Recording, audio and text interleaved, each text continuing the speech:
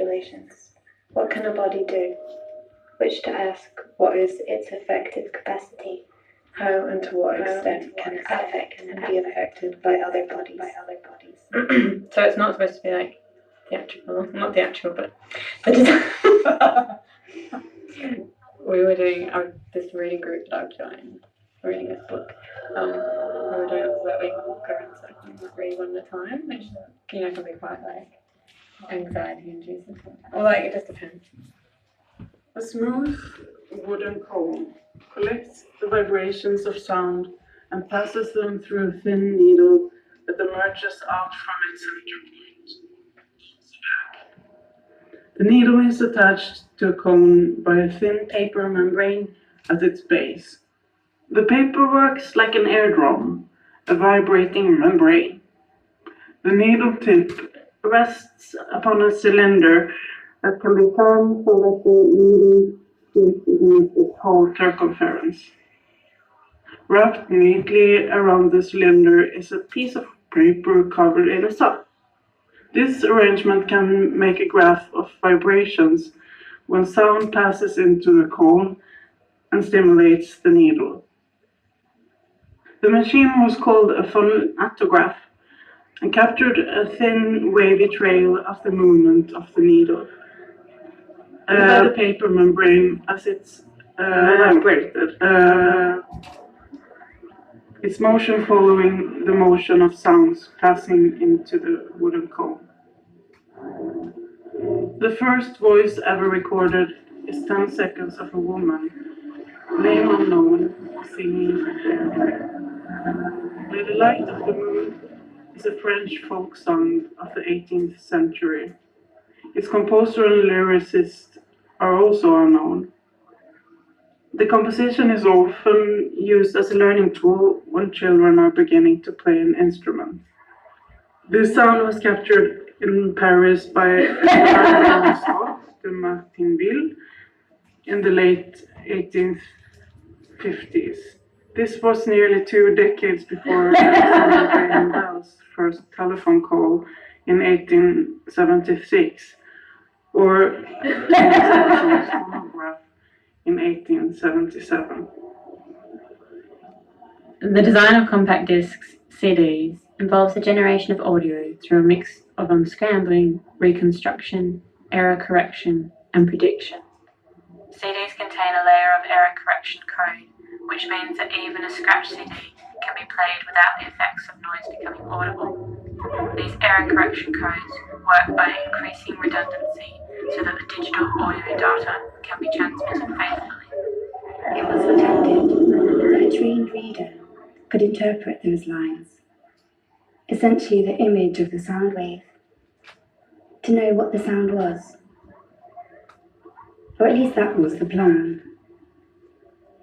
It turned out to be much harder than anticipated for people to read words from images of sound waves. Even today, though aspects of sound such as pitch or amplitude are somewhat visually interpretable in audio editing software, it's not really something our bodies can do.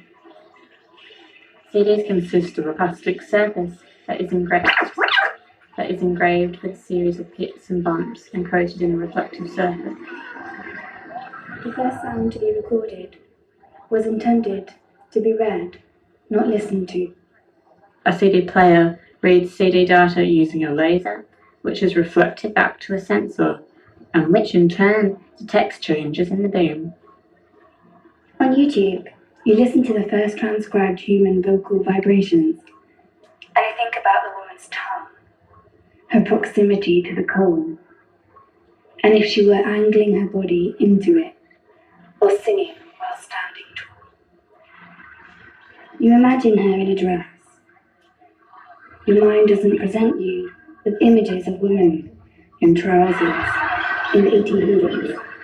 The variations in the beam that are caused by the minute pits and bumps of a CD's surface are translated into binary data. If the laser hits the sensor, it is read as a 1. If the laser misses the sensor, it is read as a 0. Finally converted into analog sound.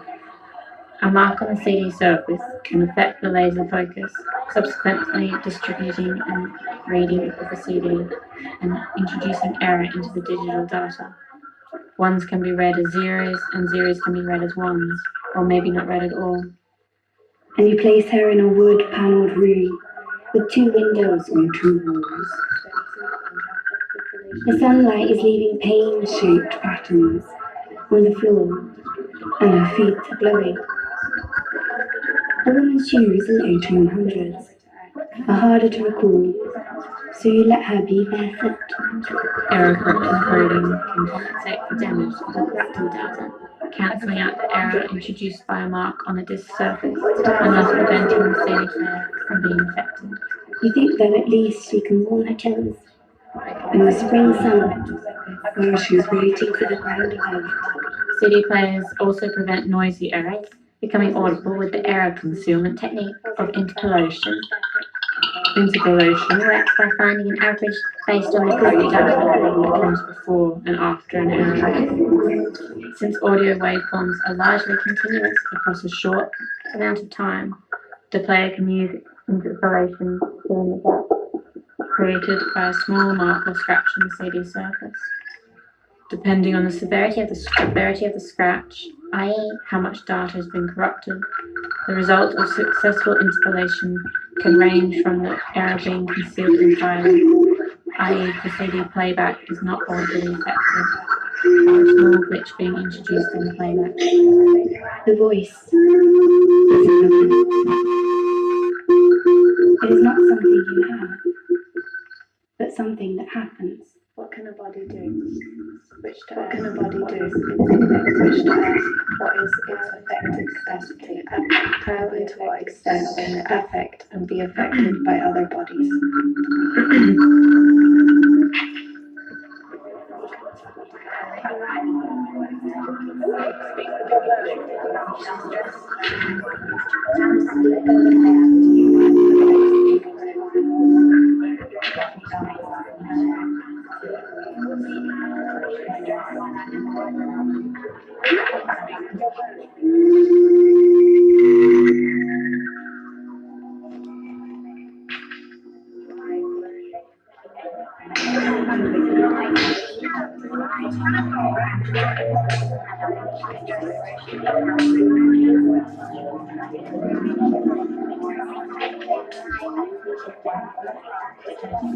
My body is always already enmeshed within a network of relations. Its extensive and affective relations with other bodies constitute my affective capacity and dynamic structure. In other words, my individual body, its structure and its power to act and be acted upon is constituted by its engagement with a wider milieu.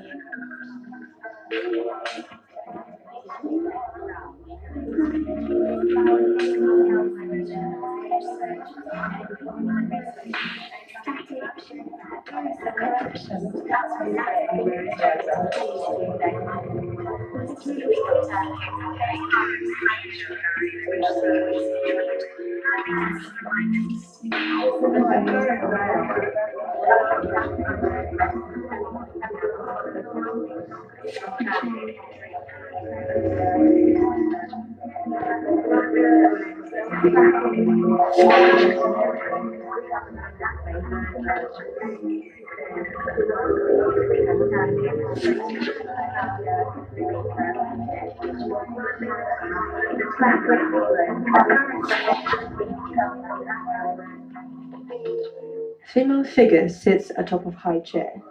She is dressed in a one-shoulder robe, revealing uncovered arms, while a deep crimson shawl hangs over her head. The shawl runs down the back of her neck, around to swoop over her lap, and follows her legs to her toes, where it drapes neatly next to them. Her feet are comfortably crossed, one ankle over another.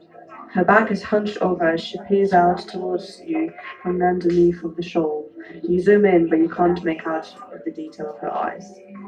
The figure appears to be white. In her left hand, she tightly holds onto a green and leafy branch. Her grip angled so the plant can continue to emerge in the sky up to the sun. Her right hand is curved around a shallow brown dish. You can't tell from the resolution what it contains, if anything, the dish in her hand resting on her lap. The stool is painted gold and has olive line paws at the base of its legs. In between the paws you notice that now there is a menacing crack in the ground, and it runs straight under her chair. Out of the split, fumes rise up into the JPEG. My body is always already enmeshed within a network of relations. Its extensive and effective relations with other bodies constitute my affective capacity and dynamic structure.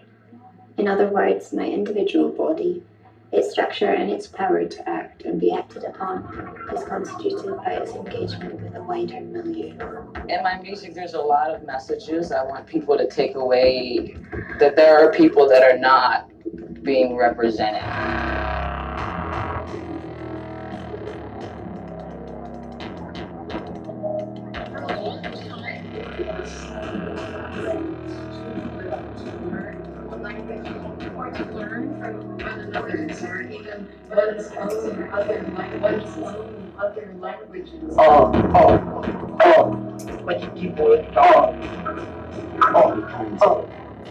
How a diamond comes into a knot of flame. How a sound comes into a word, colored by who pays what for speaking. Some words are open, like a diamond on glass windows, singing out within the crash of passing sun. Then there are words like stapled wagers in a perforated book, buy and sign and tear apart, and come whatever wills all chances, the stub remains, an ill-pulled tooth with a ragged edge.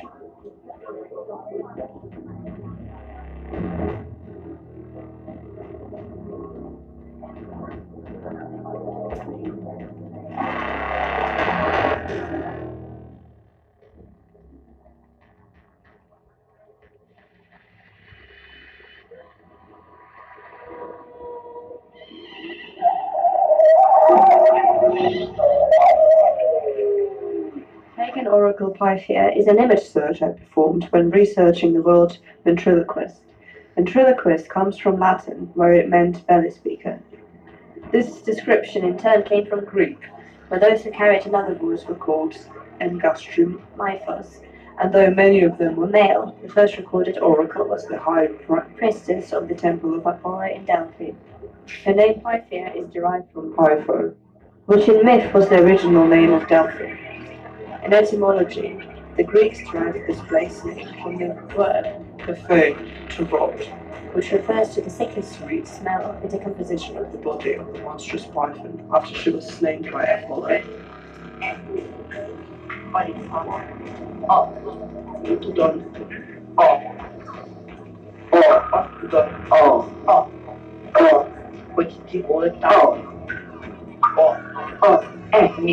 We are missing a large part of the story. Nothing. They never move. Nothing. What physics? What possibilities?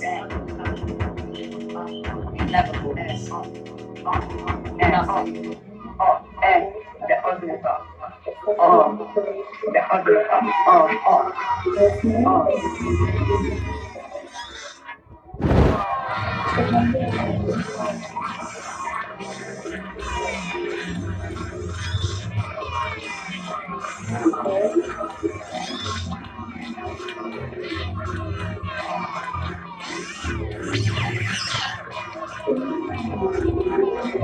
While my love waits, like a seated trap in the door of my house, mouth bound with perfect teeth, sure of their strength unborn.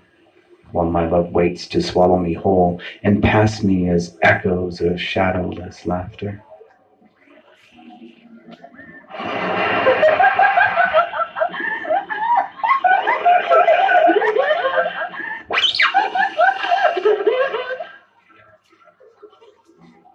What will win is mantras, the sustenance we give each other, the energy we plug into, the fact that we touch, share food, the Buddha nature, and everyone friend and foe by the bleeding earthworms, tunneling under the structure till it falls.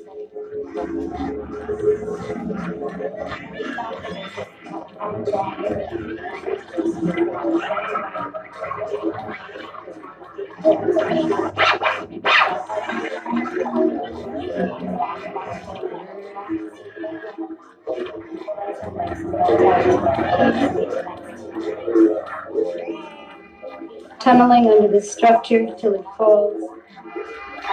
Here is the first sound. Here is the interrupter. It is the noise, the creaking floorboards of the floor or of the door. Of course, it upsets the game and the system collapses. It was only a noise, but it was also a message. A hint of information producing panic. An interruption, a corruption, a rupture of information.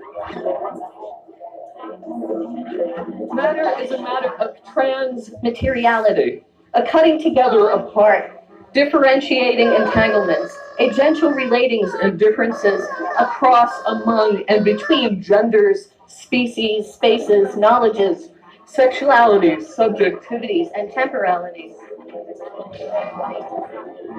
They say in quantum physics that there's unlimited possibilities in the world, and I feel like we can change anything we want.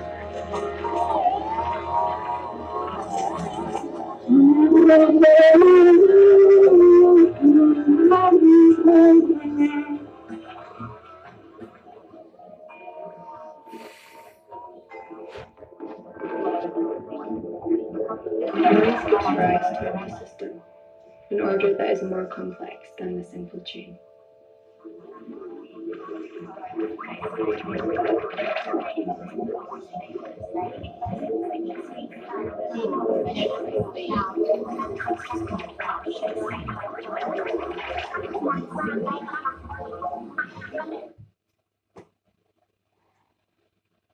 Really fucked this paragraph up. Should I start again?